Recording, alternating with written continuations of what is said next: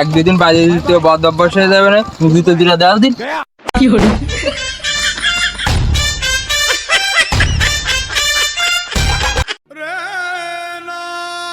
Disclaimer: This video is made for entertainment purpose only.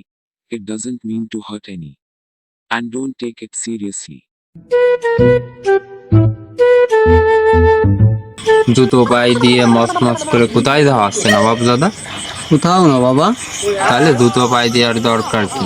এত নবাব দাদা কনতে আর sandal পায়ে দেখি বাবুগিরি করার জন্য পায়ে তাত লাগতেছিল বলেই স্যান্ডেলটা পায়ে দেবে রয়েছে। পায়ে একটু তাপ লাগলে কি হয়? গরমের দিন গায়ে পায়ে একটু তাপ লাগবে।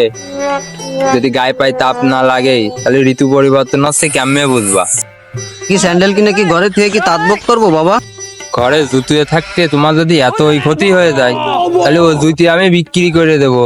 আমার টাকাকে ওই বোকায় খাইয়ে যাচ্ছে, তখন পায়ে দিয়ে ক্ষয় করার জন্য না। কতদিন হয়েছে যে এই স্যান্ডেলটা জুতোটা কিনে দিচ্ছেন? যখন বড় হইতো এখন তো টেনা গুজে দিতেন। ভাগ্যিস পাড় আর বড় হয় নাই, নাহলে তো আরেকটা জুতো কিনে দেয়া লাগতো। আমি তোমার মতো বেহিসাবি না, যদি হিসাব করে না চলতাম তাহলে এতদিন রাস্তার ফকির হয়ে যেত। একে মেলা কথা হয়েছে, এখন জেনে দেবা, যাও জুতো জোড়া খুলে দিয়ে যাও। পায়ে যখন দিয়ে ফেলেছি আজকের মতো থাক, বাড়ি যে খুলে তো ভাই। এক দুই দিন বাজে দিতে বদ অভ্যাস হয়ে যাবে না, জুতো জোড়া দেওয়ার দিন।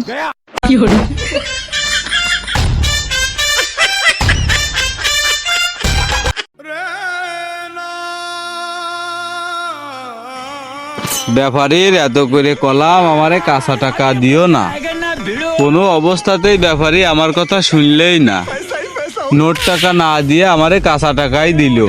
তারপরেও বহু দরকার পাচ্ছি কি আব্বা আব্বা আমার কিন্তু সন্দেহ হচ্ছে। আব্বা হঠাৎ করে হারাধন কাকা চলে গেল কিসের জন্য? আপনার কি কিছু মনে হচ্ছে?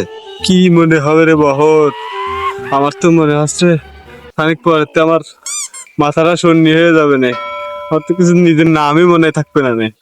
আমার তো তখনই মনে হয়েছিল হারাধন কাকা টাকাটা পাওয়া যায় নাই তো। আমরা যখন মাটি দিতে টাকা খুঁজতেছিলাম,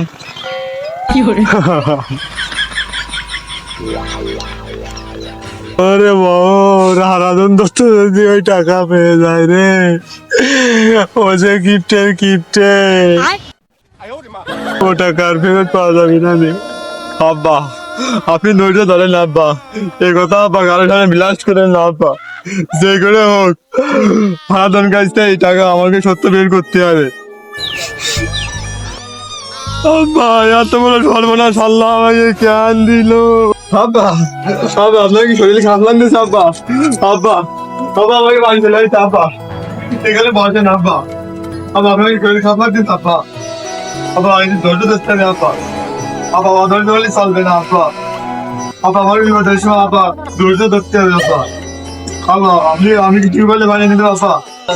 এক গ্লাসকে আবার ঠান্ডা পানি নিতে আব্বা। পানি খেয়ে আর মনের দুঃখ যাবে রে বাবা, আমার মনে কষ্ট নিজের মতো সুরাম কিনেছি। আব্বা আব্বা নিজের সর্বনাশ আব্বা করবেন না আব্বা। আব্বা কিরাম করে এত বড় ভুল করলাম রে বাবা আমি। আব্বা ভুল তো আব্বা আপনি করেন না আব্বা, ওই ব্যাপারী আব্বা ষড়যন্ত্র করে আপনাকে কয়েল দিয়ে আব্বা এত বড় আমাকে সর্বনাশ করে দিল আব্বা।